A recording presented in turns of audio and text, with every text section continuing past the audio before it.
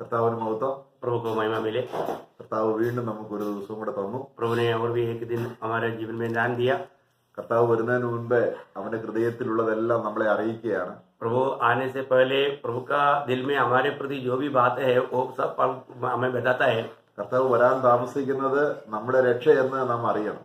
प्रभु का आगमन देरी इसलिए हो रहा है कि वो हमारा उद्धार के लिए है, उद्धार की बात है। നമുക്ക് മഹിമ പ്രാപിക്കാനുള്ള പല രഹസ്യങ്ങളും ദൈവാത്മാവ് നമ്മളിൽ ഇനിയും വെളിപ്പെടുത്തേണ്ടതുണ്ട്. हमें जो मिलने वाला जो महिमा है वो महिमा के बारे में और भी कई बातें पवित्र आत्मा को हमें प्रकाश करके देना है। അതനുസരിച്ച് നമ്മുടെ ജീവിതത്തെ ഭൂമിയിൽ വെച്ച് തന്നെ ക്രമപ്പെടുത്തണം. उसी के अनुसार इस जीवन में, इस दुनिया में रहते हुए हमारे जीवन को हमें बराबर करना चाहिए। എത്ര നല്ല വചനമാണ് കാൺമീന ദൈവമക്കൾ എന്ന് വിളിക്കപ്പെടുവാൻ പിതാവ് നമുക്ക് ഇത്ര വലിയ സ്നേഹം തന്നു എന്നുള്ളത്. कितना अच्छा सुंदर वचन है। मानव 3:1 में हम पढ़ता है, देखो हम मानव परमेश्वर की संतान कहलाता है और प्रभु ने इतना बड़ा हमें प्रेम दिया और हम वास्तव में ऐसा है। അപ്പൊ ദൈവത്തിന് അനേക മക്കൾ ഉണ്ടാകുക എന്നതല്ല ദൈവത്തിന്റെ ലക്ഷ്യം. അവരെ ഒരു നിലയിൽ എത്തിക്കുക എന്നതാണ് അവന്റെ ഹൃദയഭാരം. परमेश्वर को कुछ संतान मिलना उतना ही नहीं प्रभु का लक्ष्य है। प्रभु का लक्ष्य क्या है कि उसका दिल के जैसा उनको सबको तैयार करना। പൗലോസ് പറയുകയാണ്, കൊരിന്ത വിശ്വാസികളെ പറയുകയാണ്, ഞാൻ നിങ്ങളുടെ അപ്പനാണ്. कुरिन्थ विश्वासियों से प्रेषित पौलुस बताता है कि मैं तुम्हारा आत्मिक पिता है। നിങ്ങൾ എന്റെ അല്ലെങ്കിൽ വിവാഹ നിശ്ചയം ചെയ്യപ്പെട്ട കന്യകയാണ്. और इतना ही नहीं, मंडली के बारे में बोलता है कि तुम्हारा प्रभु के साथ मगनी किया हुआ प्रभु का मंडली है। ഒരു അപ്പന്റെ ഭാരം ഒരു നല്ല പുരുഷന്റെ കയ്യിൽ ഈ കന്യകയെ ഏൽപ്പിക്കുക. एक पिता का एक बड़ा बोझ रहता है कि मतलब इस कन्या को, इस कुमारी को एक अच्छा लड़के के पास में सौंपे। യഹൂദ സാഹചര്യം അനുസരിച്ച് വിവാഹം എന്നുള്ളത് ഈ ഭർത്താവിന്റെ സ്വത്ത് മുഴുവനും ഭാര്യയ്ക്കാകുന്നതിനെയാണ് വിവാഹം എന്നുകൊണ്ട് അർത്ഥമാക്കുന്നത്. यहूदियों की रीति के अनुसार शादी बोलेगा तो पति का जितना भी संपत्ति वो सब कुछ पत्नी का बन जाता है ये शादी के द्वारा। ക്രിസ്തുവിനുള്ളതെല്ലാം നമുക്ക് തരികയാണ്. बोलने का अर्थ क्या है कि जो मसीह का है वो सब कुछ मंडली को मिलना। നമുക്ക് എന്തുണ്ട് അത് അവന് വേണ്ട. കാരണം അത് ജഡികമാണ്, ഭൂമിയോട് ബന്ധപ്പെട്ടതാണ്, ശാപത്തിനടുത്തതാണ്. അതല്ല ദൈവത്തിന് വേണ്ടി. നമുക്ക് തരാൻ ഇഷ്ടം പോലെ അവന്റെ കയ്യിലുണ്ട്. हमारे पास जो है वो प्रभु को नहीं चाहिए, क्योंकि हमारा जो भी बात है वो दुनिया की बातें है, शारीरिक की बातें है। वो प्रभु के सामने बिल्कुल कुछ मूल्यवान बात नहीं और उससे बढ़कर के प्रभु के पास सब कुछ है। അപ്പൊ ഇന്നലെ 2 രാജാക്കന്മാരെ കുറിച്ച് നമ്മൾ പഠിച്ചു. कल हमने 2 राजाओं के बारे में सुना है। ജനിച്ചപ്പോൾ തന്നെ രാജാക്കന്മാരായിട്ടാണ് അവർ ജനിച്ചത്. जबकि वो जन्म से राजा होकर जन्मा। അപ്പൊ ദാവീദ് വളരെ അനുഗ്രഹിക്കപ്പെട്ട രീതിയിൽ അടുത്ത യുഗത്തിലേക്ക് രാജാവാകുന്നതിനോട് ബന്ധത്തിൽ തന്നെ ദാവീദ് ജീവിച്ചിരുന്നപ്പോൾ തന്നെ തന്റെ പുത്രന്മാരെ എല്ലാം വലിയ ഉന്നത നിലയിൽ എത്തിച്ചു. जब दावीद अपने जीवन में आने वाला भविष्य का राजा बनने के लिए प्रभु ने चुना, उसका योग्य जीवन बिताया। उतना ही नहीं, अपने बच्चों को भी एक राजा का पदवी में पहुंचने के लिए उन्होंने परिश्रम किया। നമുക്ക് 2 ശമൂവേൽ 8:18 വാക്യം. जब दूसरा शामुएल 8 अध्याय का 18 वचन पढ़ेंगे, दूसरा शामुएल 8 अध्याय उसके 18 वचन। केतियों और पलेतियों का प्रधान यहोदाबाद का पुत्र बनाया था, वो दाऊद के पुत्र भी मंत्री था। മലയാളത്തിൽ പുരോഹിതന്മാരെന്ന്, അത് തെറ്റാണ്, മന്ത്രി. കാരണം ദാവീദിന്റെ പുത്രന്മാരെല്ലാം മന്ത്രിമാരായി. मलयालम में जो परिभाषा है वो याजक करते हैं, परंतु मानव जो ओरिजिनल परिभाषा में वो मंत्री होना चाहिए, मंत्री। കാരണം ദാവീദിന്റെ വംശത്തിലുള്ള ആരും പുരോഹിതന്മാരാണ്. അഹരോന്റെ വംശത്തിലല്ലേ, ലേവിയ കുടുംബത്തിലുള്ളവരല്ലേ പുരോഹിതന്മാരാകുന്നു. क्योंकि हमें मालूम है ना, जब मतलब दावीद यहूदा गोत्र का है, परंतु लेवी गोत्र का लोग है, याजक लोग। അപ്പോൾ അവിടെ ദാവീദ് ജീവിച്ചിരുന്നപ്പോൾ തന്നെ, जब दावीद जिंदा था तभी തന്റെ പുത്രന്മാരെ എല്ലാം രാജകീയ മന്ത്രിമാരായി. രാജാവിനെ അഡ്വൈസ് ചെയ്യുന്നവരാണ് മന്ത്രിമാർ. तो आपको मालूम है, जब अपने बच्चों को मतलब मंत्री बनाया, मंत्री का अर्थ क्या है कि जो राजा को वो मतलब एडवाइस करता है, उनको समझाता है। എന്നാൽ ചില പുത്രന്മാർ നേരത്തെ കാലഹരണപ്പെട്ടു പോയി. परंतु कुछ बच्चे लोग, पुत्र लोग वो मर गया, കാരണം എല്ലാവരും മന്ത്രിമാരായില്ല. सभी लोग मंत्री नहीं बना।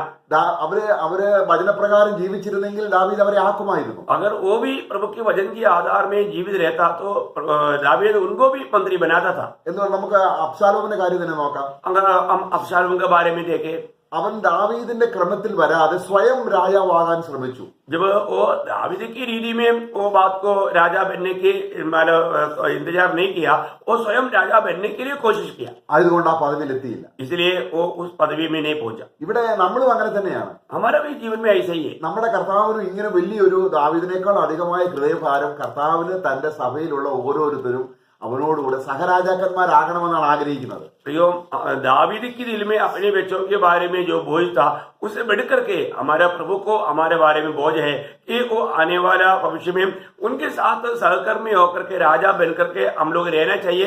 ये प्रभु की इच्छा है.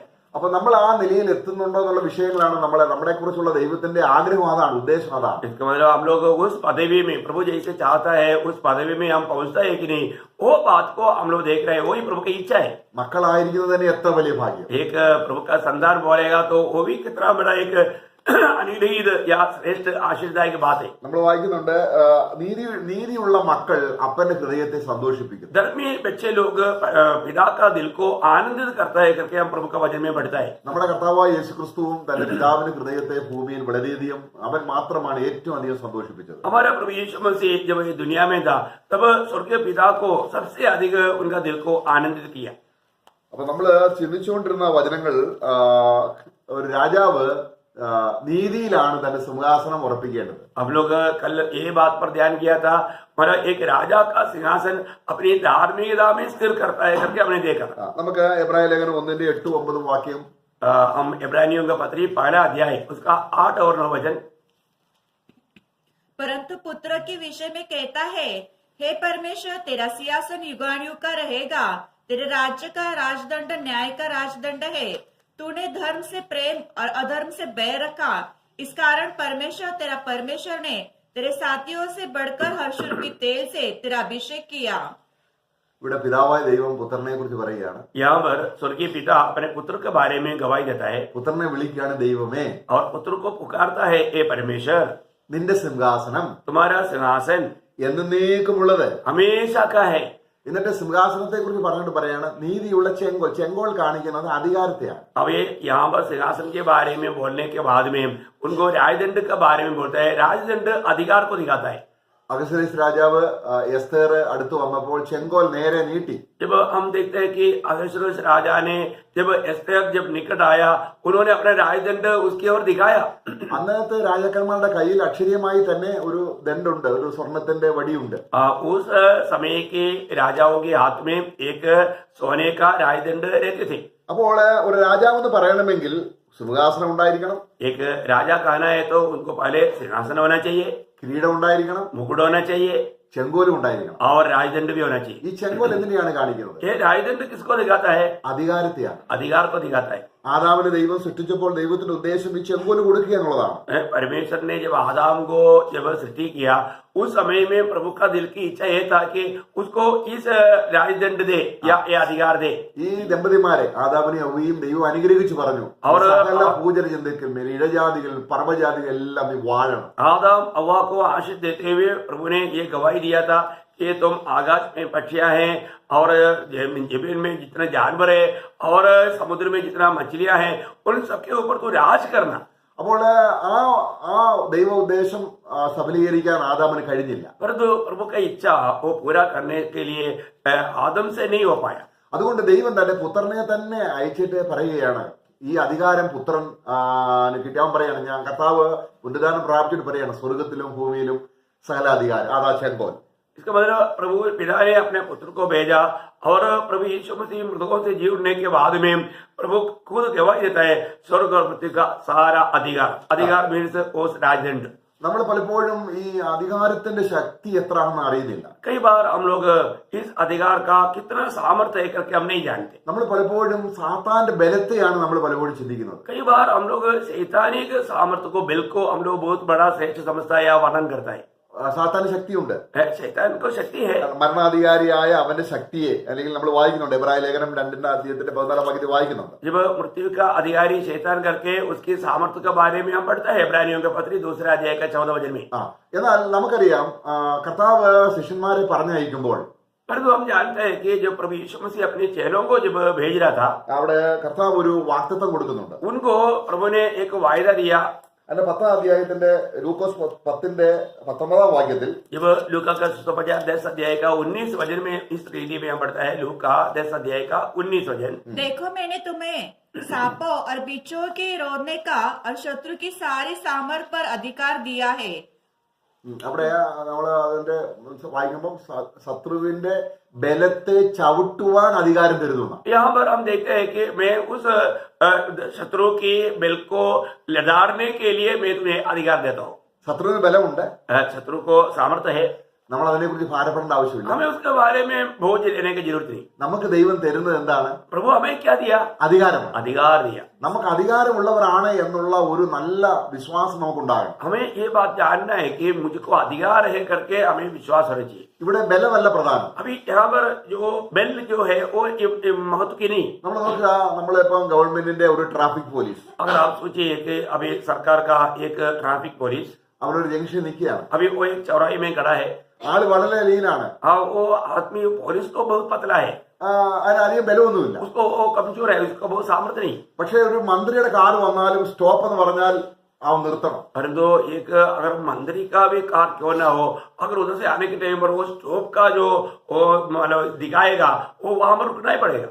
എന്താണ് കാര്യം? उसका कारण क्या है? അദ്ദേഹത്തിന് ഗവൺമെന്റ് കൊടുത്ത അധികാരം. क्योंकि गवर्नमेंट ने दिया हुआ अधिकार उसके पास है। ഇപ്പൊ ഞാനൊരു ദൈവവേദലാണ്, मैं एक परमेश्वर का बच्चा है, ഞാൻ സർവാധി രാജാവായ രാജാവിന്റെ മകനാണ്, मैं राजाओं के राजा प्रभुओं का प्रभु सर्वशक्तिमान प्रभु का मैं बेटा है। ഞാൻ അധികാരമുള്ളവനാണെന്ന് ഗ്രഹിച്ചാൽ നമ്മുടെ മുമ്പിൽ നിൽക്കാൻ സാത്താന് കഴിയത്തില്ല. मैं एक सच्चा अधिकार पाया हुआ व्यक्ति होकर के अगर जान करके हमारे जीवन में जाएगा तो शैतान हमारे सामने कभी खड़ा नहीं हो पाएगा। എത്ര ബലത്തെയും കെടുത്താൻ കഴിയുന്ന അധികാരമാണ്. അവിടെ ബലമെന്നും അധികാരമെന്നും രണ്ട് രീതിയിലാണ് കർത്താവ് അവിടെ പറയുന്നത്. कितना भी बलवान क्यों ना हो, उसके ऊपर भी सामर्थ्य करने वाला बात है अधिकार। इसलिए यहाँ पर दो बात को हम देखते हैं, बल और अधिकार। Price the Lord. हालेलुया। ഇത് രണ്ടും നമുക്കുണ്ട്. ये दोनों बात हमारे में प्रभु ने दिया है। കർത്താവ് തന്നെയാണ് നമുക്ക്. प्रभु हमारे लिए प्रभु ये दोनों है। കർത്താവ് നമുക്കുണ്ടെങ്കിൽ प्रभु हमारे में है, അവൻ നമുക്ക് രാജാവായിരിക്കണം. वो हमारा राजा होना चाहिए। അപ്പം രാജാവാണെങ്കിൽ ഈ കാര്യങ്ങളെല്ലാം നമുക്കുണ്ട്. अगर प्रभु हमारे राजा है तो हमारे जीवन में ये बल और अधिकार दोनों बात हमारे जीवन में है। നോക്കുക, നമ്മുടെ ഈ ഭൗമിക ജീവിതത്തിൽ അല്ലെങ്കിൽ ഒരു കുറച്ചു കാലം 30 അല്ലെങ്കിൽ 40 വർഷം നമ്മൾ ജീവിക്കുന്നു. യേശു ക്രിസ്തുവിനെ കർത്താവായിട്ട് നമ്മൾ വാഴിച്ച് അധികാരം കൊടുത്താൽ നമുക്ക് അവൻ തരുന്ന പ്രതിഫലമാണ് നിത്യമായി രാജാക്കന്മാരാകുക എന്നുള്ളത്. प्रियो, हमारे जीवन में अगर हम प्रभु यीशु मसीह को अपना प्रभु मान करके जब हम ग्रहण करता है तो हमारा जीवन में प्रभु हमें देने वाला ये कार्य है बल और सामर्थ्य। इतना ही नहीं, हमेशा प्रभु के साथ राज करने का पदवी। അപ്പം എന്റെ നാമത്തിൽ ഒരു ഗ്ലാസ് വെള്ളം കുടിക്കാൻ കൊടുക്കുന്നതിന് പോലും പ്രതിഫലമുണ്ടെന്ന് प्रभु यीशु मसीह ने गवाही दिया, मेरे नाम से एक गिलास पानी भी पिलाने वालों को प्रतिफल मिलेगा। കാരണം അവൻ അത്ര ധനവാനായതുകൊണ്ട് തന്റെ നാമത്തിൽ ചെയ്യുന്നതിന് എല്ലാ പ്രതിഫലം കൊടുക്കും. क्योंकि प्रभु इतना धनवान है, इसलिए प्रभु का नाम पर जो भी कार्य करता है उसको सबको प्रतिफल देने के लिए उसके पास है।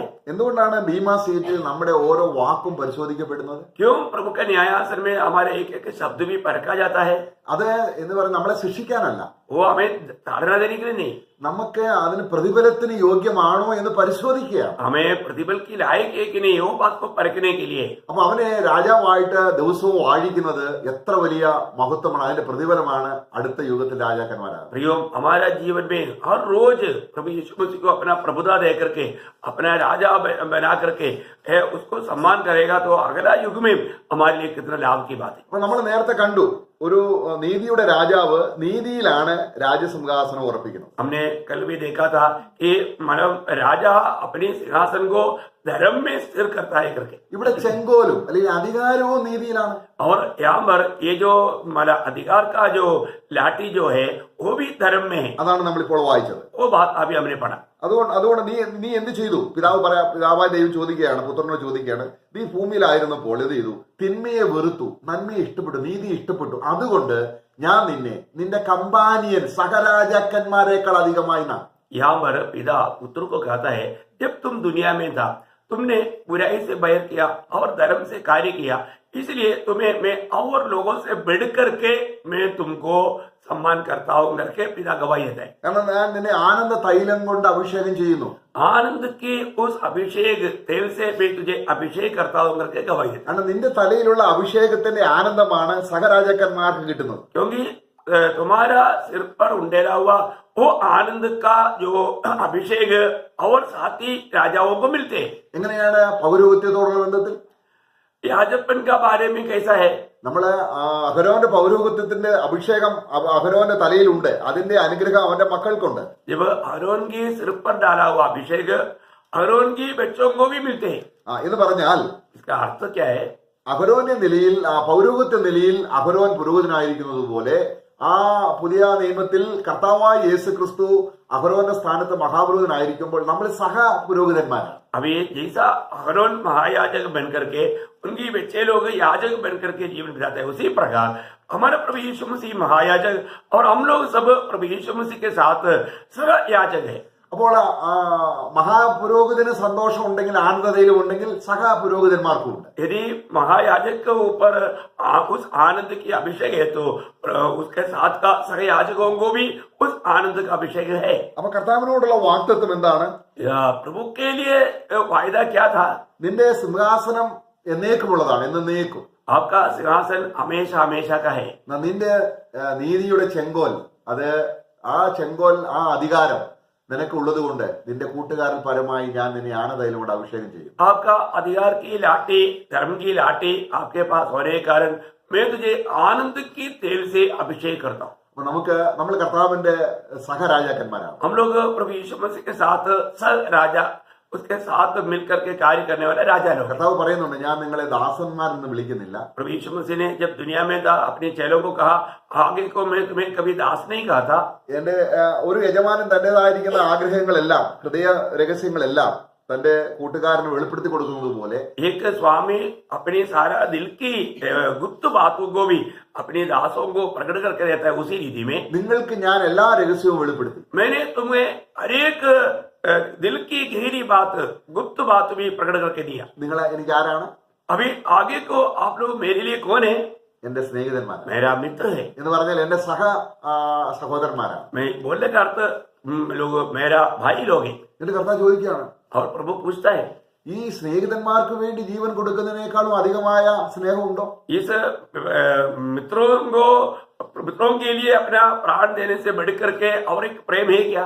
എന്ന് പറഞ്ഞാൽ അവിടെ കമ്പാനിയൻസ് ആണ് അവിടെ ഉദ്ദേശിക്കുന്നത്. इसका मतलब क्या है कि वहां पर भी उनके साथ का वो सौभाग्यता को बताता അപ്പൊ है। കർത്താവ് മരിച്ചത് നമ്മളെ രാജാക്കന്മാരാക്കാൻ വേണ്ടിയാണ്. प्रभु मरा इसलिए कि हमें भी राजा बनाने के लिए। നമ്മുടെ പാപത്തിന് പരിഹാരമുണ്ട്. हमारा पाप की छुटकारा है। അനേക രഹസ്യങ്ങൾ ക്രിസ്തുവിന്റെ കാൽവരി ക്രൂശിലെ മരണത്തിലുണ്ട്. प्रभु यीशु मसीह की कालवरी सूली की मृत्यु में बहुत से गुप्त बातें हैं। നമ്മുടെ ജീവിതത്തിൽ സമാധാനം ഇല്ലാതെ വന്നാൽ, അല്ലെങ്കിൽ സന്തോഷം ഇല്ലാതെ വന്നാൽ, हमारे जीवन में यदि शांति नहीं है, आनंद नहीं है, ऐसे एक अवस्था आ गया तो കർത്താവേ, हे प्रभु, എനിക്ക് സ്വന്തമായിട്ട് ഒന്നും വേണ്ട. मेरा खुद के लिए मुझे कुछ नहीं चाहिए। ദുഃഖവും വേണ്ട, സന്തോഷവും വേണ്ട. मुझे दुख भी नहीं चाहिए, आनंद भी नहीं चाहिए। നിനക്കെന്തുണ്ട്? परंतु प्रभु आपको जो है, നിനക്ക് ദുഃഖമുണ്ടോ? आपको अगर दुख है तो എന്റെ ഹൃദയം എടുക്കാൻ. मेरा हृदय में भी उठे। അതാണ് കമ്പാനിയൻ. वो है उनके साथ का सौभाग्यता। നിനക്ക് സന്തോഷമുണ്ടോ? अगर आपको आनंद है, അതെനിക്കിത്. मेरे दिल में നിനക്ക് भी തേജസ് उठे। ഉണ്ടോ? अगर आपको महिमा है, നിനക്ക് നീതിയുണ്ടോ? अगर आपको धार्मिकता है, ഇങ്ങനെ എല്ലാം ക്രിസ്തുവിൽ നമ്മൾ കാണുകയാണ്. എണ്ണി എണ്ണി ആത്മാവ് കാണിച്ചു തരികയാണ്. बोलने का अर्थ क्या है कि प्रभु यीशु मसीह में जितने भी बात है वो सब गिन गिन करके पवित्र आत्मा में दिखाता है। और अब कोई चाहना, നമ്മൾ അവകാശപ്പെടണം, वो बात को हम अवकाश करना। നിനക്കുള്ള സമാധാനം എന്റെയും കൂടാണ്. आपका शांति मेरा भी है। കർത്താവ് തരാതിരിക്കൂ? प्रभु क्या नहीं देंगे? കർത്താവ് പറയാണ്, എന്റെ പിതാവ് നിങ്ങൾക്ക് തക്ക സമയത്ത് ആഹാരം കൊടുക്കാൻ വേണ്ടി നിങ്ങൾക്ക് എന്താ തരേണ്ടത് അതിനുവേണ്ടി എന്റെ പിതാവ് എന്നെ മുദ്രയിട്ട് എന്നെ അതിനുവേണ്ടി വേർതിരിച്ചിരിക്കുകയാണ്. तुम्हें ठीक समय में भोजन देने के लिए, सब कुछ देने के लिए पिता ने मुझ पर चाप डाला है।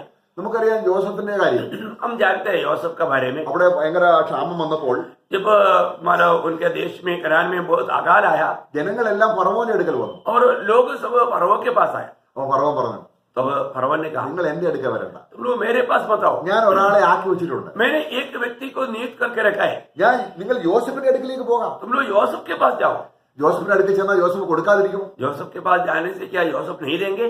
നോക്കുക, യോസഫ് അവിടെ മന്ത്രിയാണ്, यूसुफ वहां पर मंत्री है, അവന്റെ അധികാരത്തിലാണ്, वो बहुत अधिकार में है। അത് സർവ്വ ലോകത്തിന്റെയോടുള്ള ബന്ധത്തിലാണെങ്കിലും പ്രത്യേകിച്ച് തന്റെ സഹോദരന്മാരുടെ കൺസിഡറേഷന് വേണ്ടിയാണ് അവൻ അപ്പോൾ രാജപദവിയിൽ ഇരിക്കുന്നത്. वो उस समय में मंत्री बनकर के सारा लोगों के लिए है, तो भी विशेष करके वो अपनी भाइयों के लिए वो पदवी में प्रभु ने उनको रखा है। ദേശത്തെല്ലാം ക്ഷാമമുള്ളപ്പോൾ ജോസഫിന്റെ കയ്യിൽ ഭക്ഷണമുണ്ട്. परंतु सारी दुनिया में जब अकाल है लेकिन യോസഫ് के पास में भोजन है।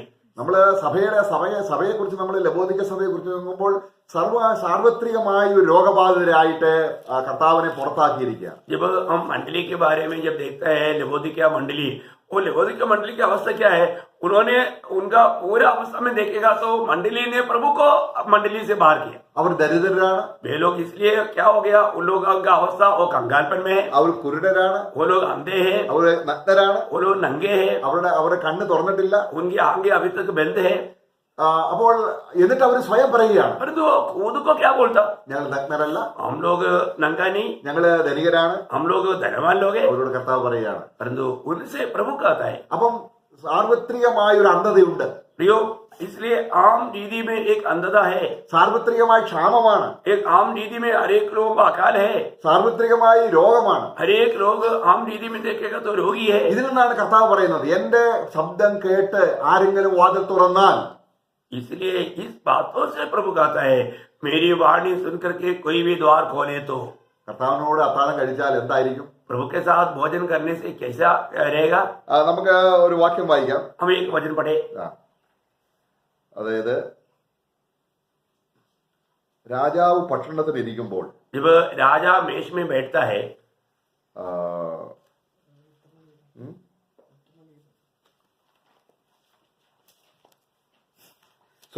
പ്രോവർബ്സ് സദൃശ്യവാക്യം 23:1. नीति वचन उसका 23 अध्याय का पहला वचन. नीति वचन, नीति सूत्र उसका 23 अध्याय का पहला वचन. जब तो किसी हाकिम के संग भोजन करने को बैठे तब इस बात को मन लगाकर सोचना कि तेरे सामने कौन है. അതായത് നമ്മൾ രാജാവിനോട് ഭക്ഷണത്തിൽ ഇരിക്കുമ്പോൾ, यदि हम राजा के साथ भोजन में बैठा है, നമ്മൾ വാസ്തവത്തിൽ അവിടെ കൂട്ടായ്മയ്ക്ക് ഇരിക്കുകയാണ്. वहां पर एक संगति के लिए हम लोग बैठा है. അപ്പൊ കൂട്ടായ്മയ്ക്ക് ഇരിക്കുമ്പോൾ ഈ രാജാവിന്റെ കയ്യിൽ രാജാവ് ആരാണെന്നും അവിടെ എന്തുണ്ടെന്നും രാജാവിന്റെ മേശയിൽ എന്തുണ്ടെന്നുമുള്ള ഒരു നല്ല പ്രകാശം ആ മേശയിൽ ഇരിക്കുന്നവർക്കുണ്ടാകണം. वहां पर बैठा हुआ हर एक लोगों को ये अच्छा जानकारी होना चाहिए कि राजा क्या है, राजा के पास क्या है, उनके पास उनका मेष में क्या क्या है, उसके बारे में एक अच्छा नॉलेज है उनका मेष में बैठा हुआ सबको होना चाहिए. കാരണം രാജാവാണത്, क्योंकि वो राजा है, രാജാവിന്റെ മേശയാണ്. वो राजा का मेष है. അവനോട് കൂടെ ഭക്ഷണം കഴിക്കാൻ ഇരിക്കുന്നവർക്ക് ഒരു സന്തോഷം ഇല്ലെങ്കിൽ എങ്ങനെ? उनके साथ भोजन में बैठा हुआ चेहरे में अगर आनंद नहीं है तो फिर कैसा? അപ്പൊ നമുക്ക് കർത്താവായ മഹാരാജാവായ യേശുക്രിസ്തുവുമായിട്ടാണ് കൂട്ടായ്മ. തന്റെ പുത്രനും നമ്മുടെ രക്ഷിതാവുമായ യേശുക്രിസ്തുവിന്റെ കൂട്ടായ്മയിലേക്ക്, മേശയിലേക്ക് നമ്മളെ വിളിച്ച ദൈവം വിശ്വസ്തൻ. प्रियो, हमें एक बात को जानना है कि पिता परमेश्वर ने अपना पुत्र की मेष में हमको बुलाया है. इसलिए प्रभु का वचन कहता है कि जो अपने पुत्र की संगति में बुलाया हुआ परमेश्वर विश्वास योग्य है. അപ്പോൾ അവൻ ആരാണ്? तब वो कौन है? രാജാവാണ്. वो राजा है. അപ്പൊ ഏത് കൂട്ടായ്മയിലും യേശുക്രിസ്തുവിന്റെ രാജ്യത്വവും അവന്റെ ചെങ്കോലിനെയും കുറിച്ച് നമുക്ക് ബോധ്യമുണ്ടായിട്ട്, ഞാൻ ആരുടെ അടുക്കലാണ് ഞാൻ സഹവാസത്തിന് വന്നിരിക്കുന്നത്, കൂട്ടായ്മയ്ക്ക് വന്നിരിക്കുന്ന ആരുടെ മേശയിലാണ് വന്നിരിക്കുന്നത് എന്ന് നീ കരുതിക്കൊള്ളണം. हर एक संगति में आने के समय में हमको ये बात को अच्छा समझ होना चाहिए कि अब किसकी संगति में आया है, आपको मतलब कैसा संगति दिया जा रहा है, इसके बारे में आपको अच्छा समझ होना चाहिए. ചില ട്രാൻസ്ലേഷൻ വായിക്കുന്നത് അവൻ ആരാണെന്ന് നിങ്ങൾ ഗ്രഹിക്കണം. कुछ परिभाषा में इस रीति में लिखा है कि वह कौन है करके आप लोग समझना. അങ്ങനെയാണ് നമ്മളിപ്പോൾ വായിച്ചത്. ऐसे हम लोग अभी पढ़ा. എന്നാൽ think about what is before you. परंतु उसमें ये भी लिखा है कि तुम्हारे सामने क्या है, वो बात के बारे में सोचो. ആ മേശയിൽ നിരത്തി വെച്ചിരിക്കുന്നത് എന്താണെന്ന് നിങ്ങൾ ഗ്രഹിക്കണം. उस मेष में क्या क्या बातें हैं, ये बात आपको समझना है.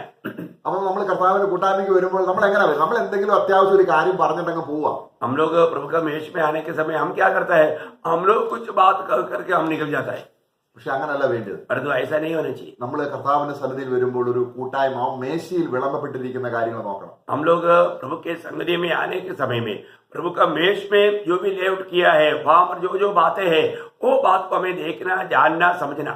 അപ്പൊ പഴയ നിയമത്തിൽ രാജകീയമായ ഭോജനത്തോടുള്ള ബന്ധത്തിൽ രാജാവിന്റെ മേശയെക്കുറിച്ച് നമ്മൾ വായിക്കുമ്പോൾ ശലോമോൻ ആഹാരം കഴിച്ചതിനെ കുറിച്ച് ഒരു വിശദീകരണം തന്നിട്ടുണ്ട്.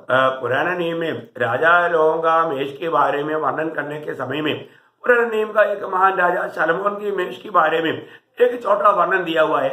ശലോമോൻ മാത്രമല്ല ആഹാരം കഴിക്കുന്നത്. सिर्फ सलमोन अकेला भोजन नहीं खाता, തന്റെ രാജഭരണത്തിലുള്ള ഉന്നത അധികാരികളെ, മന്ത്രിമാരെ, അതുപോലെ ഒഫീഷ്യൽ ഹൈ ആയിട്ടുള്ള സൈന്യാധിപന്മാരെ എല്ലാം മേശയ്ക്കിരുന്നു.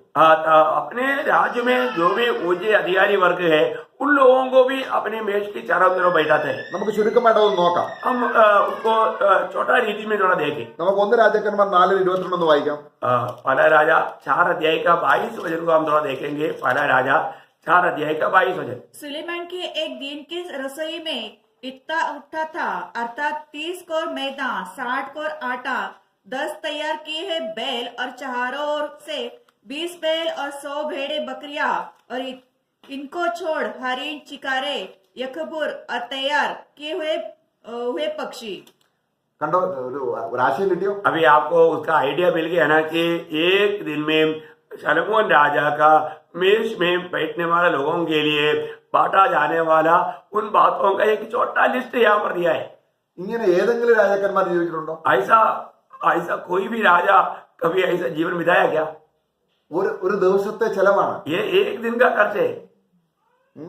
आप सोचिए, मतलब कितना अनोखा बात है कि वो राजमेश ऐसा मेष रहेगा करके क्या आप समझ सकता है? ऐसा कोई भी आज तक दुनिया में इस प्रकार का कोई मेष कर पाया क्या?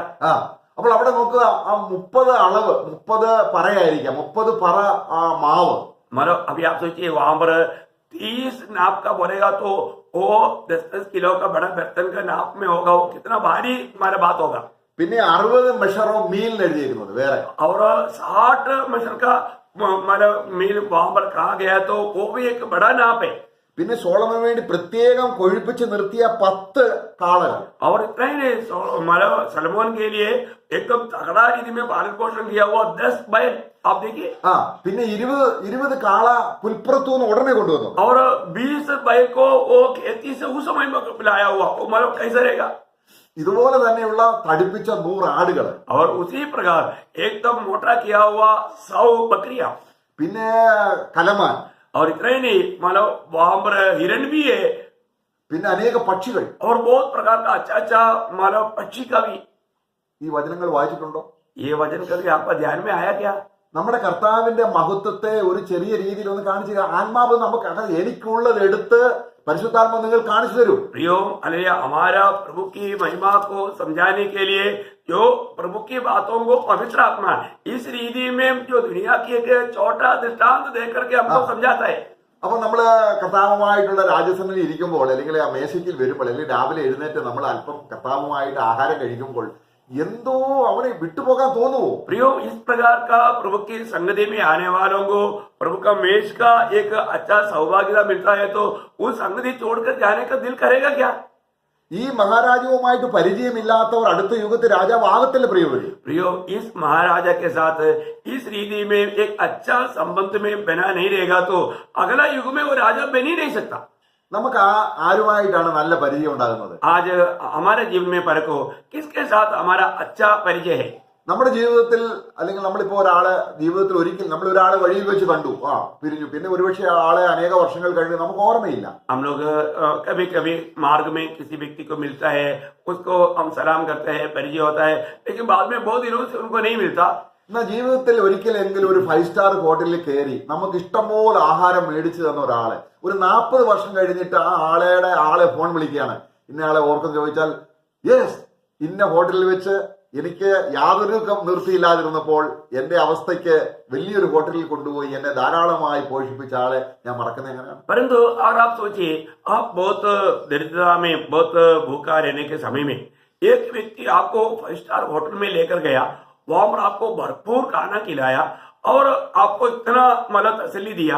वो व्यक्ति अगर 30-40 साल के बाद में आपको फोन करके पूछता है क्या आप मुझको याद करता है कि पूछेगा तो हम कैसा बोलूं कि मेरे को याद नहीं? हम जरूर याद करेगा. പല കാര്യങ്ങളും നമ്മൾ മറക്കും. हम बहुत से बातें भूल जाते हैं, പക്ഷെങ്കിൽ ചില കാര്യങ്ങൾ മറക്കത്തില്ല. पर जो कुछ बातें जो है हम कभी नहीं भूलता. ഇവിടെ നമ്മൾ യേശുവിനെ നോക്കുക. अभी हम प्रभु यीशु मसीह को देखिए. നമ്മൾ നഗ്നരായിരുന്നു, हम लोग नंगे थे, നമ്മളെ ഉടുപ്പിച്ചു. हमको प्रभु ने पहनाया. നമ്മളെ കുരുടരായിരുന്നു, हम लोग अंधे थे, നമ്മുടെ കണ്ണുകളെ തുറന്നു. प्रभु ने हमें रोशनी दिया. നമുക്ക് സൗന്ദര്യമില്ലായിരുന്നു, हम सुंदर नहीं थे, നല്ല സൗന്ദര്യം തന്നു. प्रभु ने हमें सुंदरता दिया. നമുക്ക് ദുർഗന്ധമായിരുന്നു. हमारे में बदबू थी. ഇപ്പോൾ നല്ല സുഗന്ധമുണ്ട്. और तो अभी अच्छा सुगंध है. നമുക്ക് ഭക്ഷണമില്ല, നമ്മൾ ദാഹിക്കുന്നവരും വിശക്കുന്നവരുമായിരുന്നു. हम लोग भूखा और प्यासे थे. എന്റെ വരൂവരെയും എന്റെ ഓർമ്മയ്ക്കായി ചെയ്യണം എന്ന് പറഞ്ഞു നല്ല പരിചയം ഉണ്ടാകാൻ വേണ്ടിയാണ്. प्रभु ने ये सारे कार्य मतलब प्रभु ने क्यों कहा है कि प्रभु के साथ अच्छा पहचान होने के लिए. അപ്പം രാജാവ് ഭക്ഷണത്തിൽ ഇരിക്കുമ്പോൾ जब राजा भोजन के लिए बैठता है, നമുക്ക് ഈ ഒരു പരിചയം, ഈ ഒരു അനുഭവം, ഈ ഒരു തൃപ്തി കർത്താവിനെ കുറിച്ച് നമുക്കുണ്ടോ? क्या हमने अभी जो सुना इन बातों के अनुभव में, एक सच्चा पहचान में, अच्छा खुशी में, इस प्रकार का एक अनुभव में होकर के हम प्रभु के साथ संगति करता है, ऐसा अवस्था हमारा है क्या? അവസരം കിട്ടുമ്പോഴേക്കും ഹൃദയം അങ്ങ് നിറഞ്ഞു കവിയാണ്. प्रियो, जब भी अवसर मिलता है तो हमारा हृदय आनंद से और आभारी दिल से भर जाता है. നമുക്ക് ഉത്തമഗീതത്തിൽ നമ്മളൊരു സഹോദരി, അവള് പിന്നെ വളരെ അല്ലെങ്കിൽ ശൂല്യംകാരത്തിൽ പറയുകയാണ്. അവിടെ നമുക്ക് ഉത്തമഗീതം 1:12 വാക്യം, जब श्रेष्ठ गीत में उस कुमारी कहता है उसका 1 के बारे में, श्रेष्ठ गीत उसका 1 अध्याय का 12 वचन में वो क्या कहता है? जब राजा अपनी मेज के पास बैठता था, मेरी जटामासी की सुगंध फैल रही थी. നോക്കുക, രാജാവ് ഭക്ഷണത്തിൽ ഇരിക്കുമ്പോൾ राजा जब भोजन में बैठा है, നമ്മൾ നേരത്തെ ചിന്തിച്ചതുപോലുള്ള ഭക്ഷണം. जैसे हमने जो पहले अभी विचार किया उस प्रकार का एक तगड़ा मेष, കാരണം സോളമനാണ് അത് എഴുതുന്നത്. क्योंकि वो सलमोन लिखता है. അപ്പോൾ സോളമന്റെ മേശയെ കുറിച്ച് പറയുമ്പോൾ സോളമൻ ഇതാണ് അർത്ഥമാക്കുന്നത്. सलमोन जब ये बात को कहता है तो यही अर्थ में वो बताता है. അപ്പം സോളമൻ രാജാവ് ഭക്ഷണത്തിൽ ഇരിക്കുമ്പോൾ जब सलमोन राजा जब भोजन के लिए बैठा, ശുലേമി അല്ലെങ്കിൽ അതിന്റെ അടുത്തിരിക്കുന്ന ഞാൻ എന്ത് ചെയ്യുന്നു? സുഗന്ധം പരത്തുന്നു എന്ന് പറഞ്ഞാൽ ആനന്ദം കൊണ്ട്, സന്തോഷം കൊണ്ട്, അഭിഷേക തൈലത്തിന്റെ ഒരു സുഗന്ധം അവിടെ പരക്കുകയാണ്. सुलेमी वहां पर निकट बैठा है और वहां पर बैठकर क्या करता है? वहां पर एकदम आनंद का, अभिषेक का वो सुगंध वहां पर पूरा फैलाता है. എത്ര ശ്രേഷ്ഠമാണ്! ये कितना श्रेष्ठ बात है. രാജാവ് ഭക്ഷണം നമ്മളോട് ഭക്ഷണത്തിൽ ഇരിക്കുക. राजा हमारे साथ भोजन में बैठा है. നോക്ക്, അവിടെ നമ്മൾ ആ മുടിയനായ പുത്രൻ തിരിച്ചു വരുമ്പോൾ जब उस उड़ाव पुत्र जब वापस आता है, അവന്റെ അവസ്ഥയെല്ലാം മാറി. उसकी अवस्था सब बदल गया. അവന് ദുർഗന്ധം ഉണ്ടായിരുന്നു. उसमें बहुत गंदगी था. അവന് ചെരുപ്പില്ല, उनका चप्पल नहीं थे, അവന് മുദ്രമോതിരമില്ല, और उनको अंगूठी नहीं थी, അവന് വസ്ത്രമില്ല. उनको अच्छा वस्त्र नहीं थे. ആ മേശയോട് അടുക്കുന്നതിന് മുൻപേ परंतु उस मेष में आने से पहले ഇതെല്ലാം അവന് കൊടുക്കുകയാണ്. ये सारे बात उसको मिल जाता है. എന്നിട്ട് അപ്പനും മോനും കൂടി ഇരുന്ന് ഭക്ഷിക്കുക. इसके बाद में पिता और बेटा मिलकर के भोजन खाते हैं. എന്താണ് കഴിക്കുന്നത്? ये क्या खा रहा है? തടിപ്പിച്ച കാളക്കുട്ടിയെ. एकदम तगड़ा बैल के मांस. പ്രൈസല്ലോ. हालेलुया. നമുക്ക് ഈ മേശയെ കുറിച്ച് നമുക്ക് നല്ല ഒരു വിശുദ്ധി, കാരണം രാജാവാകാനുള്ള ആഹാരമാണ് കഴിക്കേണ്ടത്. प्रियो, हमें इस मेष के बारे में एक अच्छा समझ होना चाहिए, क्योंकि ये मेष पे जो भी दिया जाता है, आपको भविष्य में राजा बनने का भोजन दिया जा रहा है. പക്ഷെങ്കിൽ ഈ ഭക്ഷണം കഴിച്ച രാജാവ്, കാരണം നമുക്ക് രാജാവാകാനുള്ള ഭക്ഷണമാണിത്. प्रियो, हमें राजा बनने का ये भोजन है. ये भोजन खाने से आप राजा बनना ही है. ലോകത്തിലുള്ള പലരും ദുഷ്ടന്മാരാകുന്നത് എന്തുകൊണ്ടാണ്? ये दुनिया के बहुत से लोग बहुत बुराई में दुष्ट क्यों मिल जाता है? നമ്മൾ വായിക്കുന്നുണ്ട്, അവിടെ നമ്മൾ വായിക്കുന്നുണ്ട്, മനുഷ്യന്റെ ഹൃദയം ബാല്യം മുതൽ ദോഷമുള്ളതെന്നാണ്. क्योंकि हम प्रभु के वचन में ये देखते हैं कि मानव मनुष्य का हृदय बचपन से ही बुरा से भरा हुआ है. എന്ന് പറഞ്ഞാൽ इसका बोलने का अर्थ, അവനെ തിരിച്ചറിയാൻ പ്രായമാകുമ്പോൾ जब वो अपने आप को जो पहचान पाता है, അവന്റെ നിഷ്കളങ്ക ഹൃദയത്തിലേക്ക് ലോകത്തിന്റേതായിരിക്കുന്ന കാര്യങ്ങൾ കടന്നു വരും. उसका निष्कलंक दिल में दुनिया की बहुत बातें आएगा. എന്ന് പറഞ്ഞാൽ ഈ ലോകത്തിന്റെ സാഹിത്യം, ये इस दुनिया का हर एक प्रकार का मानव संस्कारिता, ഇവിടുത്തെ മൂവി, इधर का जो भी मानव फिल्म जो बातें हैं, ഇങ്ങനെയുള്ള ദുഷ്ടതകൾ അവന്റെ ഹൃദയത്തിൽ പ്രവേശിക്കും. ये सारे बुराई उनका दिल में आएगा. അത് അവൻ തിന്നുക. वो सब लोग खा रहा है. അത് തിന്ന് എന്തായിത്തീരുന്നു? वो खाते खाते क्या बनता? ഈ ലോകത്തിന്റെ ദുഷ്ടനായ സാത്താൻ രൂപത്തോട് അനുഭവം. ये दुनिया का ईश्वर शैतान का अनुरूप वो बन जाता है. എന്നാൽ ഒരു വിശ്വാസിയെ സംബന്ധിച്ചിടത്തോളം, परंतु एक विश्वासी के संबंध में ദൈവവചനത്തെ നമ്മൾ വായിക്കുന്നത് നീതിയുടെ വചനമാണ്. परमेश्वर के वचन के बारे में हम देखते हैं कि ये धर्म की वचन है. പക്ഷെങ്കിൽ അത് നമ്മളെ എബ്രായ ലേഖനം അതിന്റെ 5-ാം അധ്യായത്തിന്റെ 13-ാം വാക്യം ഒന്ന് വായിക്കാം. इब्रानियों का पत्री 5 अध्याय का 13 वचन, क्योंकि दूध पीने वाले बच्चे को तो धर्म के वचन की पहचान नहीं നോക്ക്, होती. അവിടെ നീതിയുടെ വചനം എന്ന് കണ്ടോ? वहां पर हमारा धर्म की वचन उसके आगे है. അവിടെ പാലെന്ന് പറയുന്നുണ്ട്. वहां पर दूध करके भी कहता है. നമ്മള് പത്രോസിന്റെ ലേഖനം അതിന്റെ 2 പത്രോസ് 1 വായിക്കുന്നുണ്ട്, നീ പാല് കുടിപ്പാൻ വാഞ്ചിപ്പി. जब पहला पत्रोस दूसरा अध्याय का दूसरा वचन में लिखा है कि अभी नए जन्मे हुए बच्चों की नाइंद दूध पीने की लालसा करो. അപ്പൊ ഈ പാല് കുടിക്കുക എന്ന് പറഞ്ഞ അർത്ഥം എന്താണ്? ये दूध पीने का अर्थ क्या है? ക്രിസ്തീയമായ ജീവിതത്തിലെ ആദ്യ പാഠങ്ങൾ, मतलब मसीह जीवन की शुरुआत की जो बातें हैं. എബ്രാഹിം വായിക്കുന്നുണ്ട്, ഇപ്പൊ നമ്മൾ വായിച്ചല്ലോ. इब्रानियों का पत्री 6 अध्याय का पहला वचन में हम पढ़ता है. इसलिए आओ मसीह की शिक्षा की आरंभ की बातों को छोड़कर हम सिद्धता की ओर आगे बढ़ते जाए. और പാല് കുടിക്കുന്നവനല്ല. ഈ പാലെന്ന് പറയുന്നത് അതാണ് നമ്മള് 6 അധ്യായത്തിന് 1 വാക്യം. वही बात है. जो दूत जो है अभी हमने जो पढ़ा हुआ 6 अध्याय का पहला वचन के अनुसार है कि उनको शुरुआत की शिक्षण जो है അതെന്തൊക്കെയാണ്? वो क्या क्या है? പഠു. और मरे हुए कामों से मन फिराने और परमेश्वर पर विश्वास करने और बपतिस्माओं और हाथ रखने और मरे हुए के जी उठने और अंतिम न्याय की शिक्षा की रूपी नींव फिर से न डाले. यदि परमेश्वर चाहे तो हम यही करेंगे, क्योंकि जिन्होंने एक बार ज्योति पाई है. അപ്പൊ ഈ ആദ്യ വചനം, तो ये सब जो शुरुआत में हमें मिलने वाला उद्धार पाने के समय में मिलने वाला शिक्षण की बात है. ഇത് കിട്ടിയിട്ട് നമ്മൾ പറയാ എനിക്കെല്ലാം ഉണ്ടെന്ന്. अभी ये शुरुआत का वचन मिलने के बाद में हम क्या बोलते हैं? मैं सब कुछ जान लिया, मेरे पास सब कुछ है, ऐसा कहता है. അപ്പൊ നമ്മൾ ഇന്ന് അന്ന് ഇതായിരുന്നു हमारा शुरुआत का अवस्था ये था. അന്നത്തെ ക്രിസ്തീയ ലോകത്തിൽ പൗലോസ് പറയാൻ ഇതാണ്. എന്നാൽ ഇന്ന് സഭയുടെ 7 അടിസ്ഥാന ഉപദേശം ഇത് മാത്രം അറിയത്തുള്ളൂ. परंतु आज परमेश्वर की 7 नींव के उपदेश सिर्फ इसको लेकर के लोग जीवन बिता रहे हैं. അത് ഉപേക്ഷിക്കാനല്ല, वो छोड़ने के लिए नहीं बोलता है. അവിടെ നിൽക്കരുത്. परंतु उधरी मत रुको. എന്നിട്ട് എന്ത് ചെയ്യണം? फिर क्या करना? ക്രിസ്തുവിനെക്കുള്ള പരിജ്ഞാനപൂർത്തി, അതാണ് നമ്മൾ രാജാവാകണം. मसीह की पहचान में आगे बढ़ना, क्योंकि हमें राजा बनना है. അതാണ് ഉദ്ദേശിക്കുന്നത്. वो प्रभु चाहता है. അതാണ് നമ്മൾ 2-ാം വാക്യത്തിൽ വായിക്കുന്നത്. അവിടെ ആദ്യ വിജനം വിട്ട് പരിജ്ഞാനപൂർത്തി പ്രാപിച്ച രാജാവ് എന്നുള്ള നിലയിലുള്ള രാജഭരണത്തിലുള്ള കാര്യങ്ങൾ ക്രിസ്തുവിനെ പഠിക്കണം. इसलिए पहले बातों को उसको छोड़ करके हमें राजा बनने लायक और आगे की बातों को, ज्ञान की बड़ी बड़ी गहरी बातों को हमें सीखना है. പക്ഷേ ഈ രാജാവാകേണ്ടവർ ഇപ്പോഴും ആരാണ്? तो अभी जो राजा बनना चाहिए अभी भी उनकी अवस्था क्या है? हमने जो 5 अध्याय का 12 वचन से पढ़ता है तो हम देखते हैं कि अभी शिक्षक बनना चाहिए, परंतु अभी भी आप अभी दूध पीने वाला अनुभव में.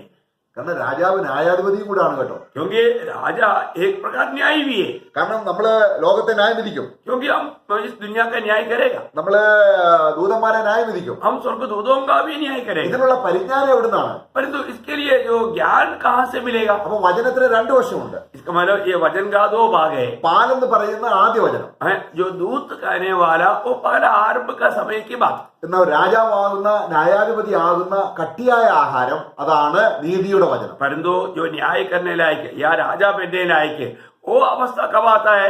जो हमें उस तगड़ा भोजन है, जो एकदम हड्डी हड्डी खाने वाला तगड़ा भोजन.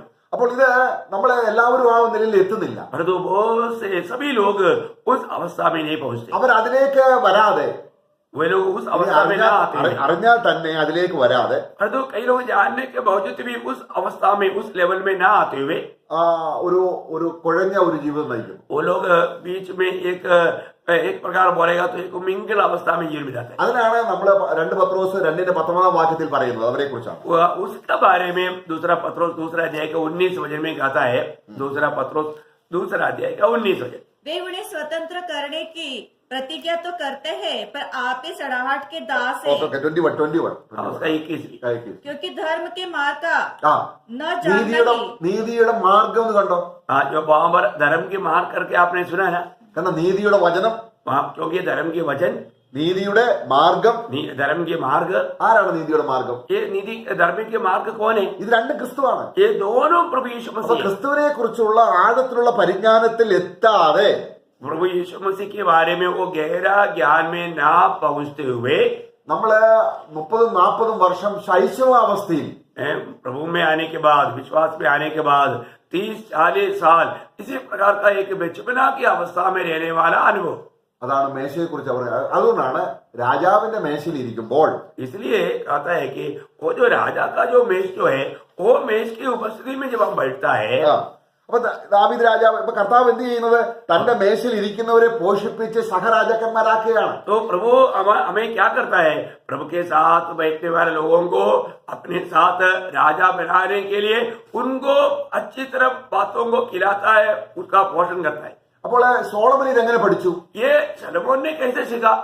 ഇങ്ങനെയുള്ള കാര്യങ്ങളെല്ലാം വേണമെന്ന് സലോമോൻ എങ്ങനെ പഠിച്ചു? सलोमोन को ये सारे बात होना चाहिए करके कहाँ से सीखा? ദാവീദിന്റെ മേശ എങ്ങനെയായിരുന്നു? क्योंकि दाऊद का मेष भी इस रीति में था. നോക്കുക, ദാവീദ് താൻ രാജാവായി കഴിഞ്ഞതിന് ശേഷം जब दाऊद राजा बनने के बाद തന്നെ നശിപ്പിക്കാൻ ആഗ്രഹിച്ച ശൗലിന്റെ മകനെ ആദരിക്കുന്നത് നമ്മൾ കാണുന്നുണ്ട്. हम लोग देखते हैं कि दाऊद के खिलाफ में काम किया हुआ शाऊल का बेटा मेफीबोशेत के बारे में हम लोग देखता है. നമ്മള് 2 ശമൂവേൽ 9:11 മെഫീബോശത്തിനെ കാണുന്നു. जब दूसरे शामुएल 9 अध्याय का 11 वचन में मेफीबोशेत को देखता है.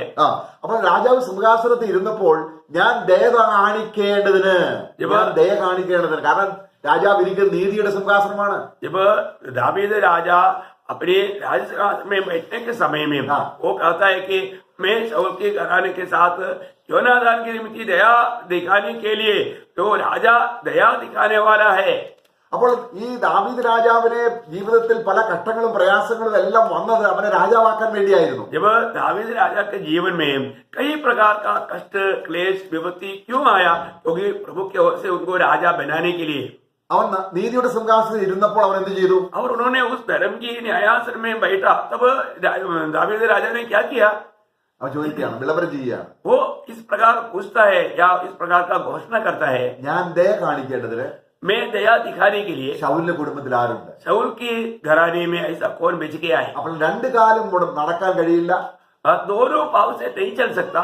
ആ വ്യക്തിയെ കണ്ടുമുട്ടി उस लिंगड़े व्यक्ति को उन लोगों ने मिला അവനെ വീട്ടിൽ കൊണ്ടുവന്നു. और उनको घर में लाया ദാവീദിനെ മേശയിൽ ഇരുത്തി. और दाऊद के मेष में उसको बैठाया. എങ്ങനെയുള്ള മേശ? कैसा मेष? എങ്ങനെയുള്ള മേശ? कैसा मेष है? നമ്മൾ 1 രാജാക്കന്മാർ 4:22 വായിച്ചില്ലേ? अभी हमने जो पहला राजा 4 अध्याय का 22 वचन में सलोमोन का महत्वपूर्ण मेष के बारे में हमने देखा था ना. അത്രയും നമ്പർ ഒരുപക്ഷെ കാണത്തില്ലായിരിക്കാം. उस प्रकार का इतना महत्वपूर्ण रीति का या बड़ा नंबर 1 रीति का एक मेष नहीं हो सकेगा. അവൻ ആ മേശയുടെ മുമ്പിൽ വന്നപ്പോൾ परंतु जब राजा का मेष के सामने वो आया അവൻ ദൈവത്തിന്റെ ദാവീദിനോട് പറയുകയാണ്, और वो मेफीबोशेत राजा दाऊद से कहता है, യജമാനെ, ए स्वामी, ചത്ത നായെ പോലെ ഇരിക്കുന്ന എന്നോട് ഇങ്ങനെ കരുണ കാണിച്ചത്. मरा हुआ कुत्ते के समान मुझ पर आपने इतना बड़ा दया दिखाया. രാജാവ് അവന്റെ അയോഗ്യതകളെ കാണുന്നില്ല. राजा उसकी अयोग्यता की बातों को नहीं देखता. നിനക്ക് നീ നിത്യം എന്റെ മേശയിൽ നിന്ന് ഭക്ഷിച്ചു കൊള്ളണം. और राजा ये आज्ञा देता है कि हमेशा तुम मेरी मेष में भोजन करना. 2 ശമൂവേൽ 9:11 വായിക്കാം. दूसरी शमूएल 9 अध्याय उसका 11 वचन एक बार पढ़ेंगे. सीबा ने राजा से कहा, तेरा प्रभु राजा अपने दास को जो जो आज्ञा दे उस सबों के अनुसार तेरा दास करेगा. दाऊद ने कहा, मपीशोबेत राजकुमारों के समान मेरे मेज पर भोजन किया करे. എങ്ങനെ ഇരിക്കണമെന്നാ പറഞ്ഞത്? अभी मेफीबोशेत के बारे में राजा ने कैसे आज्ञा दिया? और राजकुमारों के समान मेरी मेष में वो भोजन करे. Praise the Lord. നോക്കണം, ഇവന്റെ യോഗ്യത എന്തുണ്ട്? प्रियो, उसकी योग्यता क्या है? ഒന്നുമില്ല. उसका कुछ भी योग्यता नहीं. ശത്രുവാണ്. और वो एक दुश्मन का बेटा है. ഇവിടെ ദൈവസ്നേഹം എന്താണ്? अभी परमेश्वर का प्रेम क्या है? നമ്മൾ ശത്രുക്കളായിരുന്നപ്പോൾ, जब हम दुश्मन थे, നമ്മൾ പാപികളായിരുന്നപ്പോൾ, हम जब पापी थे, നമ്മൾ ബലഹീനരായിരുന്നപ്പോൾ हम लोग बलहीन थे, തന്റെ പുത്രന്റെ കൂട്ടായ്മയിലേക്ക് നമ്മൾ ഇരുത്തി, സ്വർഗ്ഗസ്ഥലങ്ങളിൽ ഇരുത്തി, മേശയിൽ ഇരുത്തി. स्वर्गीय पिता ने अपने पुत्र की मेष में हमको बैठाया, उसमें हमको बुलाया, उसमें हमको सौभाग्यता दिया. ഇതൊന്നും ഹൃദയത്തിൽ വേണ്ടതുപോലെ വിചിന്തനം ചെയ്യാതെ നമ്മളൊരു ഈസി ലൈഫ് നയിക്കുകയാണെങ്കിൽ നമ്മുടെ ലക്ഷ്യം നമ്മൾ എവിടെ ചെന്നെത്തും? प्रियो, अगर इन बातों को अगर हम उसको सही रीति में ना समझते हुए हम लोग इसको एक साधारण रीति का बात समझ करके एक साधारण रीति का जीवन बिताएगा तो हम कहाँ पहुंचेंगे? അപ്പോൾ ഇവിടെ നമ്മൾ കാണുന്ന ഒരു രഹസ്യം എന്ന് പറയുന്നത്, यहाँ पर हम लोग देखने वाला एक हमारा बड़ा गुप्त बात क्या है? ദാവീദ് രാജാവാകുന്നതിന് മുൻപേ दाऊद राजा बनने से पहले രാജപദവിയിൽ ഇരുന്ന ശൗലിന്റെ മകൻ നമുക്കറിയാം. जब राजा गद्दी में बैठा हुआ शाऊल का बेटे के बारे में हम जानते हैं. ആ കാര്യം അവന്റെ ഹൃദയത്തിൽ പറഞ്ഞിട്ടുണ്ട്. ആ യോനാഥാൻ जब वो उस योनादान की बात दाऊद का दिल में आया है, യോനാഥാന്റെ സൗഹൃദം എന്തായിരുന്നു? और दावीद के साथ योनादान का मित्रता कैसे था? അവൻ യോനാഥാന്റെ സഹകരണം കൊണ്ടാണ് ആയുധങ്ങൾ ധരിക്കുകയും ഒക്കെയും ചെയ്യാനുള്ള അഭ്യാസം ലഭിച്ചത്. अभी योनादान के साथ मित्रता के द्वारा इस हथियारों को बांधने का उनको अच्छा ट्रेनिंग मिला. അപ്പോൾ അവിടെ നമ്മള് സദൃശവാക്യങ്ങൾ 27-9 വാക്യം വായിക്കുമ്പോൾ नीति वचन 27 का 9 वचन जब हम पढ़ता है, नीति वचन 27 अध्याय उसका 9 वचन, जैसे तेल और सुगंधि से वैसे ही मित्र के हृदय की मनोहर संपत्ति से मन आनंदित होता है.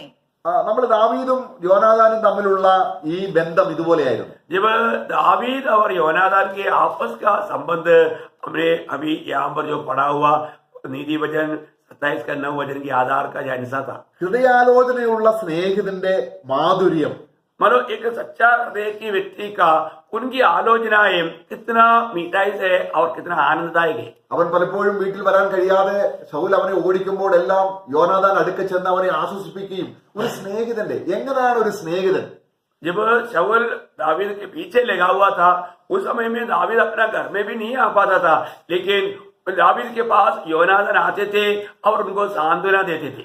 അപ്പൊ അതെന്താ, ആ ഒരു കൂട്ടായ്മ അവരെ എന്ത് ചെയ്തു? और इस प्रकार का दावीद को योनादान के साथ का जो संगति जो है वो दावीद को क्या बनाया? അടുത്ത രാജാവ്. और अगला राजा बनाया. നോക്കുക, ഇന്ന് നമുക്ക് ഈ മനുഷ്യ ജീവിതത്തിൽ നമ്മുടെ ഏറ്റവും നല്ല സ്നേഹിതനാണ് ഹൃദയാലോചനയുള്ള പുരുഷൻ ആരാണ്?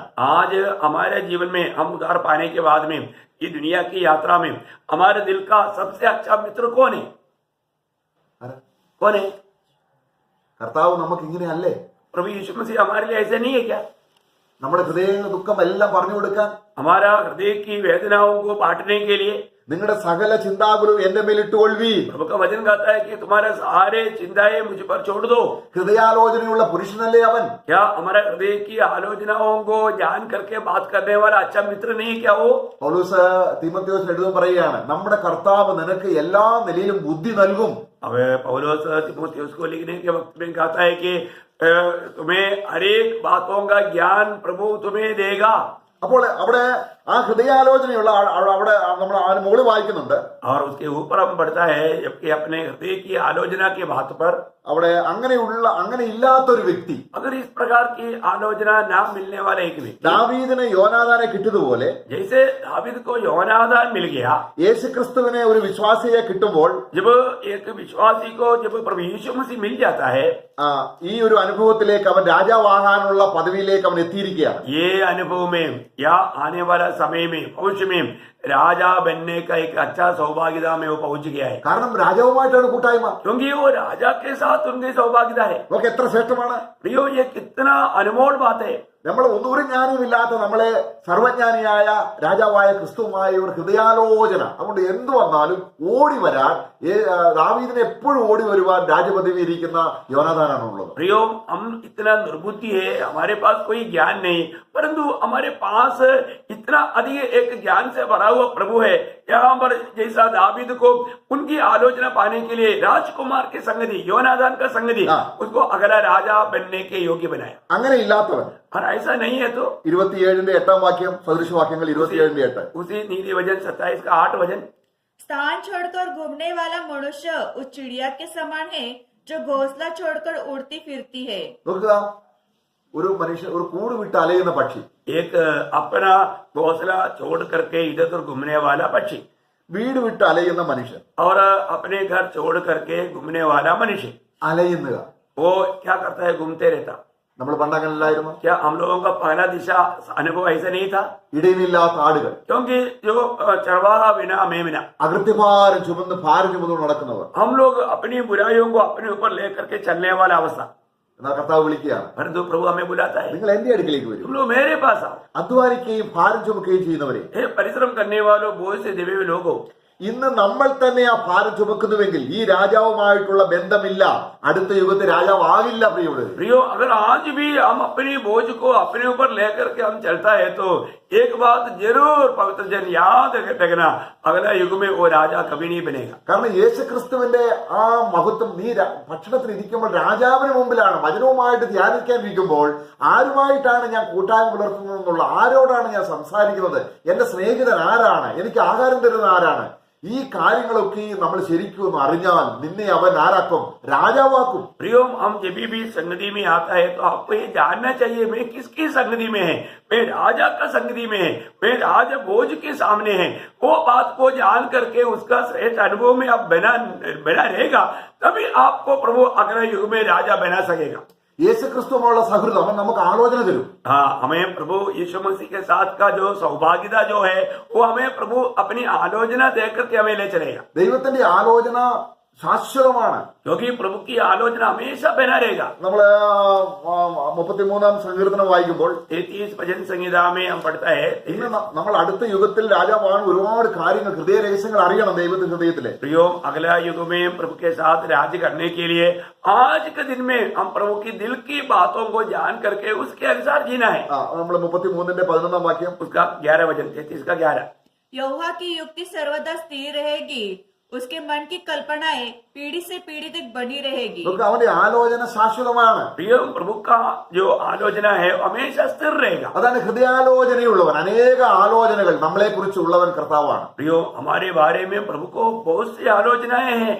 അവന്റെ അങ്ങനെയുള്ള ഒരു വ്യക്തിയുടെ അനുഭവം തൈലവും പോലെയും അല്ലെങ്കിൽ യഥാർത്ഥമായുള്ള സുഗന്ധം പരക്കുന്ന അനുഭവമാണ്. प्रियो, ऐसा बात दाता सही रीति में जोड़कर जीने वाला वो व्यक्ति का अनुभव बोलेगा तो वो प्रभु का ज्ञान का सुगंध फैलाते रहेगा, सुगंध फैलाने वाले एक अनुभव। നമ്മളെ ദൈവം തേജസ് അണിയിക്കാൻ പോകുന്നത് രാജാവായിട്ട് തേജസ്കരിക്കാൻ പോവുകയാണ്. प्रियो, हमें जो प्रभु महिमा देने जा रहा है वो राजा होकर के राजा के उस पदवी की उस महिमा में प्रभु हमको लेकर जा रहा है। അപ്പൊ അതിനുള്ള ജ്ഞാനം ഇവിടെ വെച്ച് തന്നെ പ്രാപിക്കണം. इसके लिए जो भी ज्ञान प्राप्त करना है यहाँ पर हमें प्राप्त करना, उसकी योग्य जीवन में जाना। നമ്മള് ഒന്ന് കോരിന്ത്യർ पहला कोरिन्थी അതിന്റെ 2-ാം അധ്യായം, 1 കോരിന്ത്യർ 2-ാം അധ്യായത്തിൽ നമ്മൾ വായിക്കും. നമ്മുടെ തേജസ്സിനായി മുന്നൊരുക്കിയ മർമ്മമാണ് ഞങ്ങൾ 2-ാം അധ്യായത്തിന്റെ അതിന്റെ 6-ാം വാക്യം. जब पहला कोरिन्थी 2 अध्याय उसका 6वां वचन पढ़ेंगे। फिर भी सिद्ध लोगों में हम ज्ञान सुनते हैं, परंतु इस संसार का और इस संसार के नाश होने वाले हकीमों का ज्ञान नहीं। ഈ ലോകത്തിൽ മന്ത്രിയാകുന്നതോ ഈ ലോകത്തിൽ ഒരു രാഷ്ട്രീയമായിട്ടുള്ള ഒരു പൊളിറ്റീഷ്യന്റെ ജ്ഞാനമല്ല. प्रियो, एक बात यहाँ पर ध्यान देना, ये दुनिया का रीति का दुनिया का मंत्री बनने की बात नहीं, परंतु अनंत काल की या प्रभु के साथ आने वाले युग की बात है। നമ്മുടെ പ്രധാനമന്ത്രിക്ക് മൻ കി ബാത്ത് എന്ന് പറഞ്ഞൊരു പ്രഭാഷണമുണ്ട്. हाँ, अभी हमारा प्रधानमंत्री को मन की बात बोल के एक भाषण है।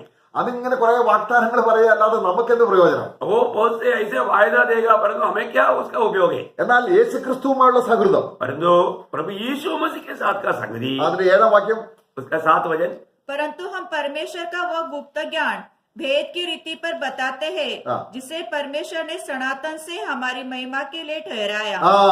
നമ്മുടെ മഹത്വം പ്രാപിക്കുമ്പോൾ ഈ അർത്ഥത്തിൽ നമ്മൾ ജീവിച്ച് ഈ മഹത്വം പ്രാപിച്ച രാജാവായിരിക്കും. प्रियो, हम लोग प्रभु ने जो इस ज्ञान देने का उस महत्व के अनुसार जीवन बिता करके हम अगला युग में राजा बनेगा। ഇത് ദൈവം മർമ്മമായി വെച്ചിരുന്നതാണ്. ये सब एक भेद रूप में प्रभु ने गुप्त रीति में रखा हुआ बात था। പഴയ നിയമത്തിൽ ആരെയും ഈ നിലയിൽ രാജാവാക്കുന്നില്ല. पुराना नियम में कोई किसी को भी इस रीति में राजा नहीं बनाता। പഴയ നിയമത്തിൽ രാജാവായെങ്കിലും ഭൂമിയോടുള്ള ബന്ധത്തിലാണ്. और पुराना नियम की जो भी राजा बना है तो भी वो दुनिया की रीति का दुनिया की बातों के लिए था। ഇത് നിത്യകാല അടിസ്ഥാനത്തിൽ തേജസ് അണിയിച്ച് നമ്മെ രാജാക്കന്മാരാക്കുമ്പോൾ ദൈവത്തിന്റെ ഹൃദയാലോചന നമ്മുടെ ഹൃദയത്തിൽ രാജാവാക്കാനുള്ള പരിജ്ഞാനം ഉണ്ടാകണം. രാജാവാണ്, ബുദ്ധി ഇല്ലെങ്കിൽ എന്ത് ചെയ്യും? परंतु आप ये बात को जानना कि अनंत काल की बात है, सिर्फ 1000 साल का बात भी नहीं। अगर उस समय में राजा होकर राज करना है तो उस समय में अगर ज्ञान नहीं है तो फिर क्या करेगा? उस समय का ज्ञान को अब भी हमें प्राप्त करना है। അപ്പം നമ്മൾ ആരാണ് ആകാൻ പോകുന്നത് എന്നുള്ളത് ഇപ്പോൾ തന്നെ നിശ്ചയിക്കാനുള്ള ആ ഒരു സമയമാണിത്. हम क्या बनने जा रहा है ये बात को अभी हम इसका पक्का निर्णय प्राप्त करने का समय है। നമ്മൾ ശരിക്കും അതിന്റെ കാര്യം ബോധ്യപ്പെടുമ്പോൾ, अगर हम सही रीति में वो बातों को अगर हम എനിക്കത് ബോധ്യപ്പെട്ടപ്പോൾ ഞാൻ കർത്താവിനെ സന്നിധി എന്റെ ദൈവം എത്ര വർഷങ്ങൾ ഞാൻ അത് നഷ്ടമായി കളഞ്ഞു. ओ ये बात जब मुझे प्रकट हुआ तब मैं प्रभु के उपस्थिति में कहा, ओ प्रभु, मैं कितना समय में ऐसे ही मैंने फालतू में नष्ट किया। ഈ ഹൃദയാലോചനയുള്ള ഈ പുരുഷന്റെ സൗഹൃദം ഞാൻ ഇല്ലാതെ അനേക വർഷങ്ങൾ പാസ്റ്ററായിരുന്നു. मैं इस हृदय को आलोचना देने वाला प्रभु के सच्चा संगति बिना मैं बहुत समय पास्टर बनकर के जीवन बिताया. എന്ന് പറഞ്ഞാൽ കൂട്ടായ്മ കർത്താവിനെ കൂട്ടായ്മ ഇല്ലെന്നല്ല, എന്നാൽ ദൈവം ഉദ്ദേശിക്കുന്ന രീതിയിലായിരുന്നു. കാരണം അന്ന് പ്രവർത്തനമാണ് 24 മണിക്കൂർ. ഞാൻ ആയിരുന്ന അസംബ്ലീസ് സ്കൂളിലെ ട്രെൻഡ് എന്ന് പറയുന്നത് ആത്മാക്കളെ നേടണം, സഭ സ്ഥാപിക്കണം, അസംബ്ലീസ് കൂടുന്ന ഡിനോമിനേഷൻ വളർത്തിയെടുക്കണം. बोलने का अर्थ क्या है, जिस संगठना में मैं था असेंबलीज ऑफ गॉड, उसमें कैसे भी है काम करना, आत्मा जीतना और असेंबलीज गॉड का नाम ऊंचा करना. അപ്പൊ ഏജി ചേർക്കുക എന്നുള്ളതായിരുന്നു ലക്ഷ്യം. मतलब उस एजी में असेंबलीज ऑफ गॉड में लोगों को मिलाना ये लक्ष्य था.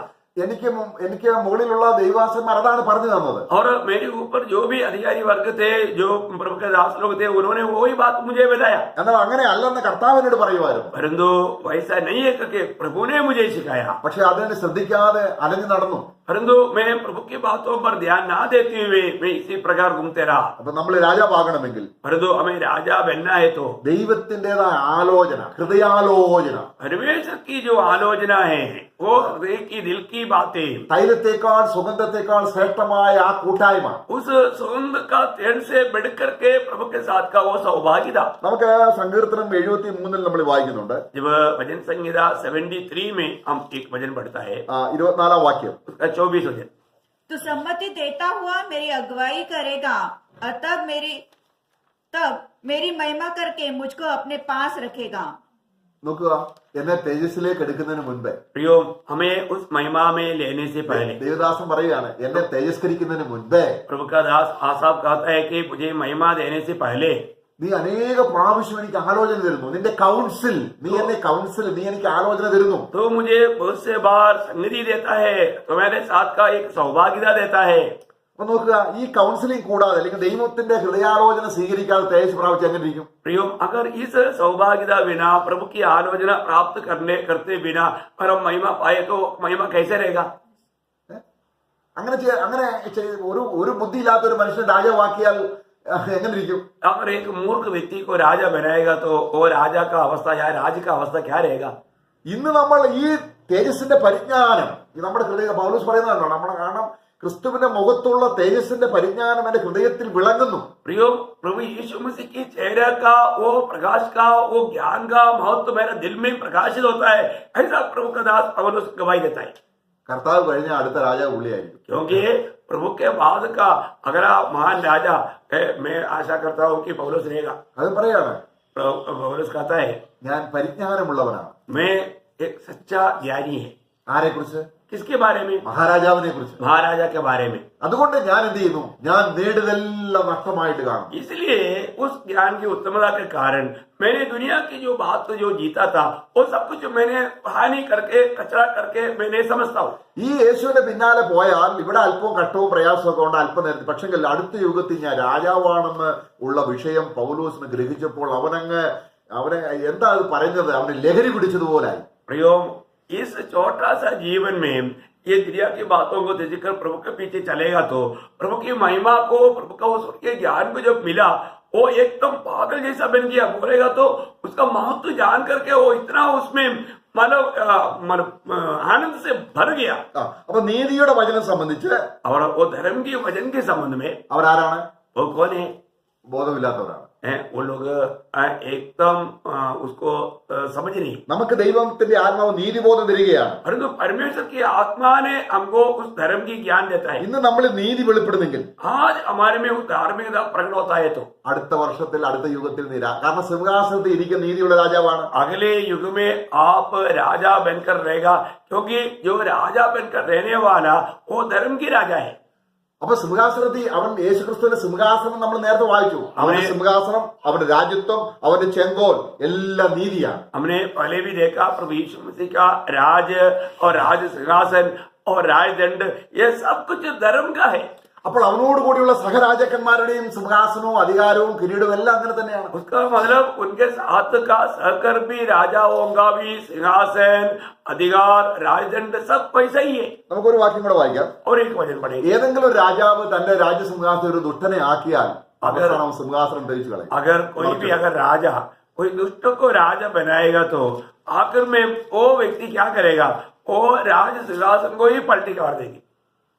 അങ്ങനെ സംഭവിക്കുന്നത് എന്തുകൊണ്ടാണ്? ऐसा क्यों होता है? ചരിത്രത്തിൽ അനേക രാജാക്കന്മാർ അവര് വാഴ്ച പൂർത്തീകരിച്ചില്ല, കാരണം അട്ടിമറി നടന്നു. क्योंकि बहुत से राजा लोग अपने राज्य का समय को पूर्ण नहीं कर पाया, क्योंकि वहां पर क्या हो गया, उल्ट पुल्ट हो गया, मतलब गड़बड़ी आया. കാരണം ആ രാജാവിന് അറിയത്തില്ല ഇവൻ എനിക്ക് അവസാനം പ്രയാസം ഉണ്ടാക്കുമെന്നുള്ള ജ്ഞാനമില്ല. क्योंकि वो राजा जिसको नियुक्त किया वो मेरे लिए सरदर्द बनेगा करके उसको समझ नहीं. എന്നാൽ ദൈവം ഭൂമിയിൽ ഏറ്റവും അടിസ്ഥാനമുള്ള നിലനിൽക്കുന്ന രാജ്യത്തെ സ്ഥാപിക്കുമ്പോൾ തന്റെ സിംഹാസനത്തെ മറിച്ചിടാനുള്ള കഴിവുള്ളവരെ അവിടെ ഇരുത്തുവോ? അവൻ ജ്ഞാനിയാണ്. प्रियो, प्रभु जब अपना राज्य जब दुनिया में स्थापना करेगा, उस समय में उस राज्य को पलटी करने वाला किसी को प्रभु उसको में बैठाएगा क्या? क्योंकि प्रभु ज्ञानी है. അതിനൊരു ഉദാഹരണം നമ്മള് സദൃശവാക്യം 25:4 जब उसका एक उदाहरण है, नीति वचन 25 अध्याय का 4 वचन में है. चांदी में से मैल दूर करने पर वह सुना के लिए काम की हो जाती है. നോക്കുക, വെള്ളിയിൽ കീടമുണ്ട്. जब चांदी में अशुद्धि है, എങ്ങനെയാണ് വെള്ളിയിലെ കീടം പുറത്തു കളയുന്നത്? उस अशुद्धि को कैसे दूर करता है? അത് ഉരുക്കും. उसको पिघलाता है. ഇസ്രായേൽ മക്കൾ മിസ്രൈമിൽ നിന്ന് പുറപ്പെട്ടു വന്നപ്പോൾ ഈ പാമ്പിന്റെ രൂപമുള്ള വെള്ളിയും സ്വർണവും അവര് കൊണ്ടുവന്നു. अभी जब इसराइल के लोग मिस्रैम की गुलामी से निकल आने के समय में सांप का रूप का चांदी सोना वाला वहां से लेकर आया था. അതിനകത്ത് ദൈവികമല്ലാത്ത രൂപമുണ്ട്.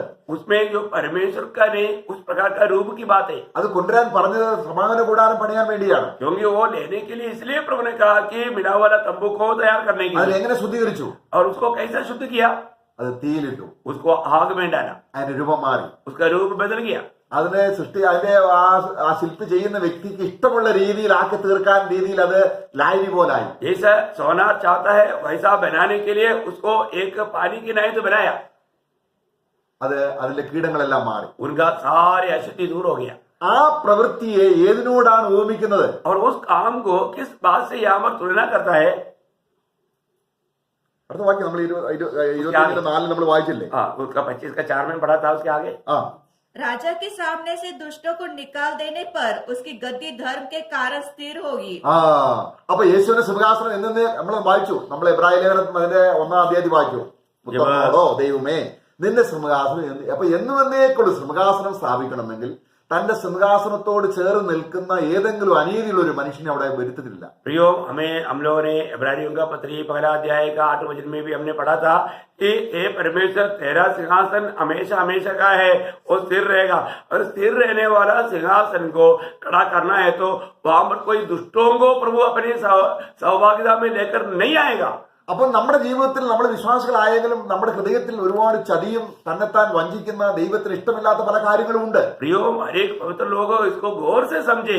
हम प्रभु में आने के बाद में भी हमारे दिल में धोखा देने वाला, झूठ बोलने वाला, लोगों को बहकाने वाला कई प्रकार की बातें हमारे दिल में है. അത് ദൈവത്തിനറിയാം, वो प्रभु जानता है, നമുക്കറിയത്തില്ല. हमको नहीं मालूम. അത് പുറത്ത് കളയാനാണ് നമ്മുടെ ജീവിതത്തിൽ കഷ്ടത തരുന്നത്. इसलिए ऐसा जो गंदी बातों को जो प्रभु नहीं चाहता उसको दूर करने के लिए प्रभु हमारे जीवन में कष्ट को अनुमति देता है. കാരണം നമ്മൾ ദൈവസന്നിധി തേക്കുന്നത് ഒരു കുറ്റവും ഇല്ലാത്തവരും വെറും ഏറ്റവും നിഷ്കളങ്കരായി വിശുദ്ധരും നിഷ്കളങ്കരുമാകേണ്ടതിന്. जब हम प्रभु की उपस्थिति में जब खड़ा रहने के समय में हम पवित्र और निर्दोष रहने के लिए ഇപ്പോൾ നമ്മുടെ ഹൃദയത്തിൽ വഞ്ചനയുണ്ട്, अभी भी हमारा दिल में धोखा की बातें हैं, അനീതിയുണ്ട്, अधर्म की बातें हैं, നമുക്കറിയത്തില്ല.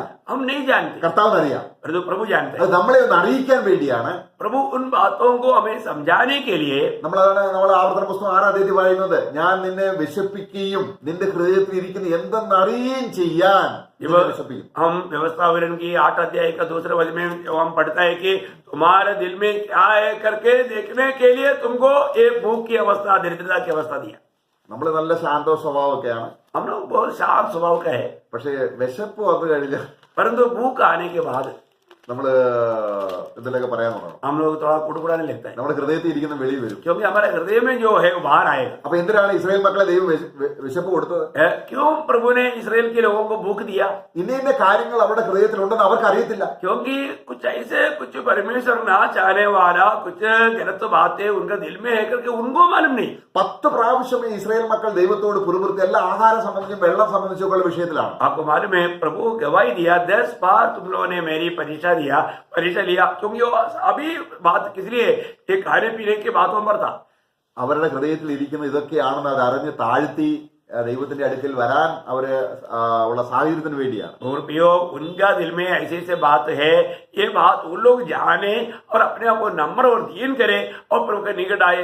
इस बात के लिए प्रभु ने इस प्रकार का प्रतिकूल या कष्ट में होकर के उनको गुजरने അപ്പൊ दिया। ക്രിസ്തു തന്റെ സിംഹാസനം എന്നേക്ക് സ്ഥിരമാക്കുന്നത് തന്റെ സിംഹാസനം ഒരു ദുഷ്ടം നിൽക്കാൻ ദൈവം ഇടവരുത്തത്തില്ല. प्रियो, परमेश्वर प्रभु यीशु मसीह अपने सिंहासन को हमेशा के लिए स्थिर करता है, तो वहां पर एक भी दुष्ट को आने नहीं देगा। കർത്താവ് എന്റെ ഹൃദയത്തിലുള്ള ദുഷ്ടത കാണിച്ചു തരണമേ. प्रियो प्रभु, मेरा दिल की दुष्ट बातों को मुझे दिखा दे करके हम लोग प्रार्थना करें। ദാവീദ് പ്രാർത്ഥിക്കുകയാണ്, എന്റെ ഹൃദയത്തിലെ അതായത് രഹസ്യ പാപങ്ങളെ കർത്താവെ ഒന്ന് കാണിച്ചു തരണമേ.